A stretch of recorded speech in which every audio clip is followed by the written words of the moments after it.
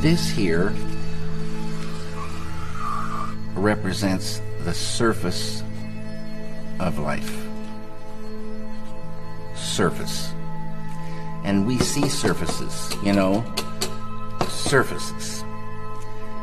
And about 300 years ago, scientists, they started wondering, what was this wood, and what was this metal, and what was it really? So they start looking into matter. So this side is matter, and this side is mind. Mind and matter.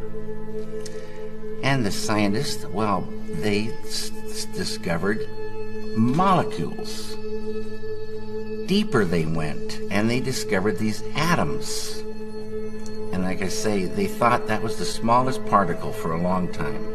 All these things we learn about in school. They went deeper, and they find inside the atoms these little electrons and neutrons and protons. And they went deeper and deeper and deeper, smaller and smaller particles, smaller and smaller particles. They found 4 forces. On a deeper level, the 4 became 3. And on a deeper level, the 3 became 2. And then, about 30 years ago, modern science, quantum physics, discovered the unified field. The unity of all the particles and all the forces of matter, of creation. Not only did they discover the unified field, but they found that everything that is a thing emerges from this field of no thing. Unmanifest it is. Unmanifest. It is no hyphen thing, but all things come from it.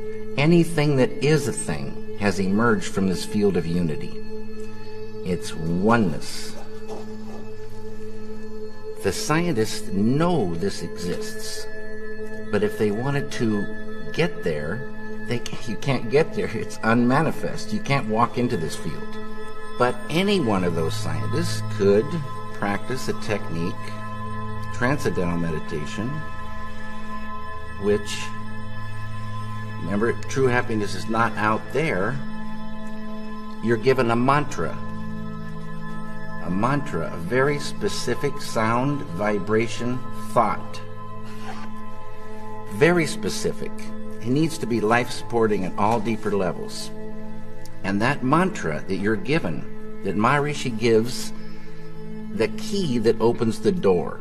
The mantra turns the mind within. Turns the awareness within. And you naturally dive. Why is it natural? Because each deeper level of mind and each deeper level of intellect has more happiness. And the deeper levels of mind and deeper levels of intellect correspond to deeper levels of matter. At the borderline of intellect, you transcend. Transcend is the key word. It means to go beyond.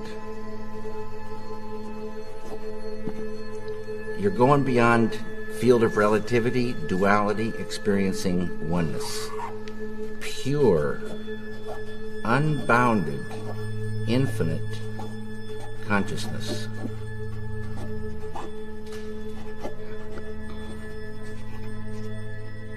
This consciousness has qualities: infinite creativity, intelligence, energy, love, power, and bliss. dynamic peace. Always been there, never had a beginning, it is and it will be forever. Unbounded, infinite, eternal, immutable, immortal consciousness, fullness. Any human being can experience this easily and effortlessly with transcendental meditation. Transcendental meditation is just a vehicle to get you here. When you experience this level, you enliven it, and it grows in the individual. So if you started with a ball of consciousness this big, everyone has consciousness. Consciousness is the way to understand consciousness. If you took it away, you'd see what it really is. If there wasn't any consciousness, we wouldn't exist. And if we did exist, we wouldn't know it. It's the I amness of life. It is life itself. Tied to consciousness is all this. Creativity, intelligence, energy, love, power, bliss, dynamic peace, all positive. Light of unity, all positive.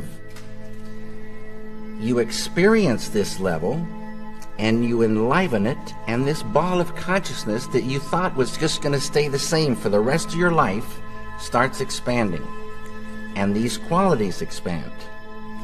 So day by day you're growing creativity, intelligence, love, energy. And this ball of consciousness is now expanding, and you're owning unconscious or subconscious more and more and more. Side effect of the growth of this consciousness is negativity starts to recede. Tension. I write all these things. Stress.